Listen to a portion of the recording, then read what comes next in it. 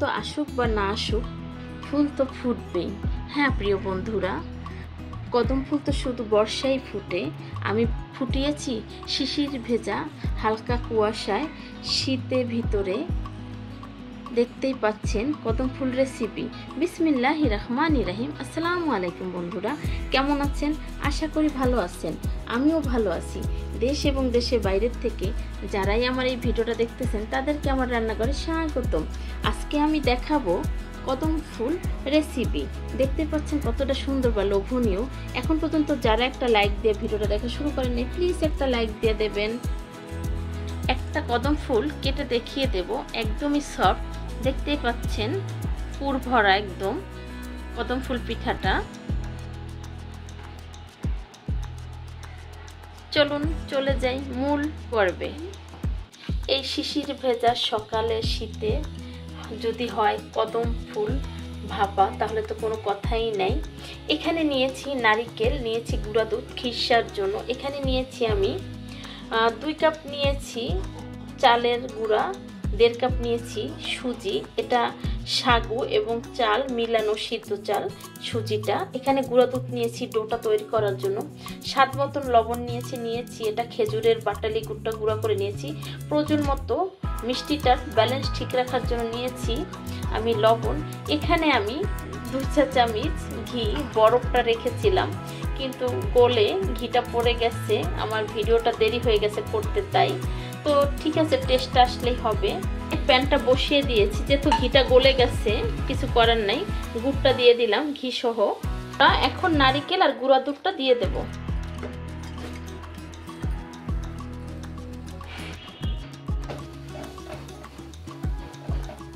দিয়ে দেব 3টা এলাচ সুঘেরানোর জন্য ফাটিয়ে। কদম ফুল পিঠার জন্য এখানে বাসমতি রাইসটা নিয়েছি। দেখতে পাচ্ছেন আমি এই ব্র্যান্ডটা নিয়েছি, আপনারা চাইলে অন্য ব্র্যান্ডও নিতে পারেন। চালটা যদি লবণ দিয়ে ভিজাই সেই ক্ষেত্রে কিন্তু চালটা একটু নরম হয়ে যাবে, যার জন্য হয়ে গেছে একদমই নারিকেলের পুরটা বানানো। দেখতে পাচ্ছেন নিচ দিয়ে লেগে আসছে। এখন আরেকটু দুধ দিয়ে দেব আমি, গুঁড়া দুধ। এটা অপশনাল, আপনি দিতে পারেন নাও দিতে পারেন। লাস্টের দিক দিয়ে একটু গুঁড়া দুধ দিলে ফ্লেভারটা এবং গন্ধটা খুব ভালো লাগবে, যার জন্য দিচ্ছি।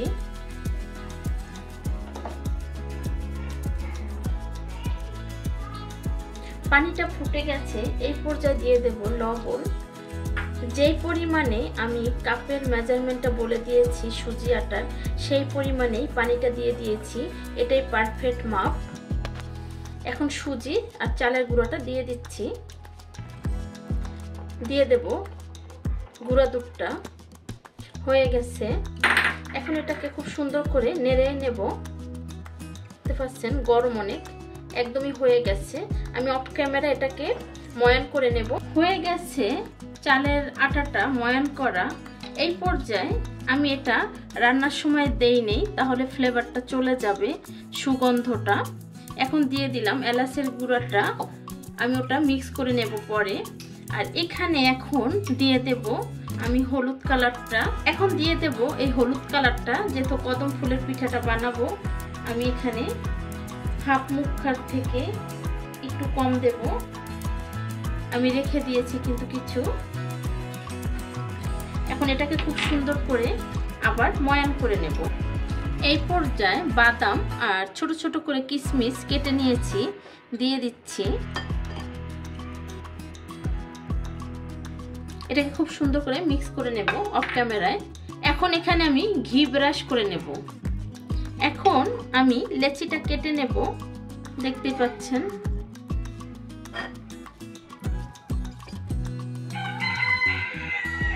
আপনারা চাইলে বাদাম কিশমিশ নাও দিতে পারেন, চাইলে দিতেও পারেন। একটু টেস্ট ভালো আসার জন্য আমি বাদাম গুঁড়া দুধটা ব্যবহার করেছি, এবং এই পুরটা কিন্তু খিরসাটা অনেক টেস্ট ভালো আসছে, যার জন্য। আর স্টিমারে যদি আপনারা একটু ঘি মাখিয়ে নেন, সেই ক্ষেত্রে খুব সুন্দর একটা সুঘেরান আসবে।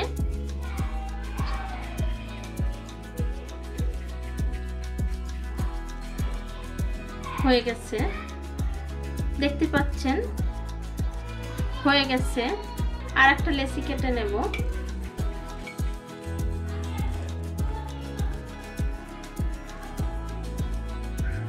এভাবে করে সুন্দর করে পুরটাকে আটকিয়ে দিতে হবে।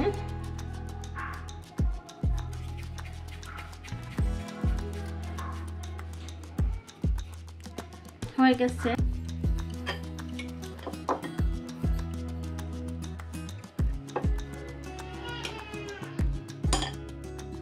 এটার ভিতর যত পুর থাকবে তত কিন্তু টেস্ট ভালো আসবে।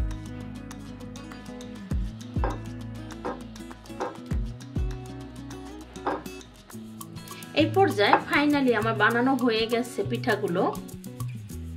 এখন পিঠাগুলো চালের ভিতরে মুড়িয়ে নেব, আর এটা খুব সুন্দর করে মোড়াতে হবে যেন চালটা যেন বসে যায়। সেইভাবে করে চালটা একটু ভিজা ভিজা রাখতে হবে, সেই ক্ষেত্রে খুব সুন্দর করে চালটা লেগে যাবে। একদম শুকনা করে ঝরাবেন না, সেই ক্ষেত্রে কিন্তু শুকনা থাকলে এই বলটার গায়ে লাগবে না।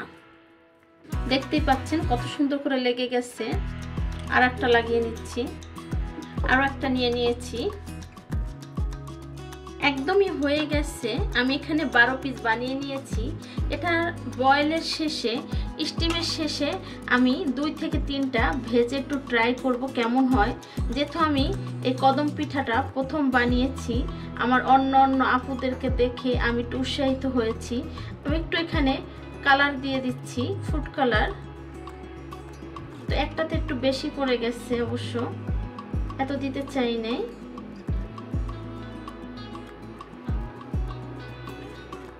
দেখতে পাচ্ছেন হয়ে গেছে দেওয়া। এখন একটা ঢাকনা দিয়ে ঢেকে দেব। পানিটা বলক চলে এসেছে, এখন বসিয়ে দেব স্টিমে।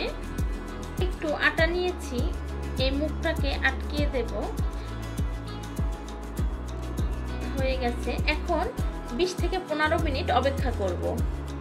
পিঠাগুলো দেখে নেব, একদমই হয়ে গেছে। এটা আমার 25 মিনিট হয়ে গেছে এবং যে রাইসটা আছে চালটা সেটা সিদ্ধ হয়ে গেছে। দেখতেই পাচ্ছেন বন্ধুরা কতটা সুন্দর বা লোভনীয় হয়েছে। আজকের রেসিপিটা যদি আমার ভালো লেগে থাকে অবশ্যই লাইক, কমেন্ট, শেয়ার করবেন, সাবস্ক্রাইব করে দিয়ে আমার পাশে থাকবেন। যে সমস্ত বন্ধুরা ফেসবুক থেকে দেখতেছেন তারা ফলো দিয়ে রাখবেন। আজকের রেসিপি আমার এই পর্যন্তই। আল্লাহ হাফেজ।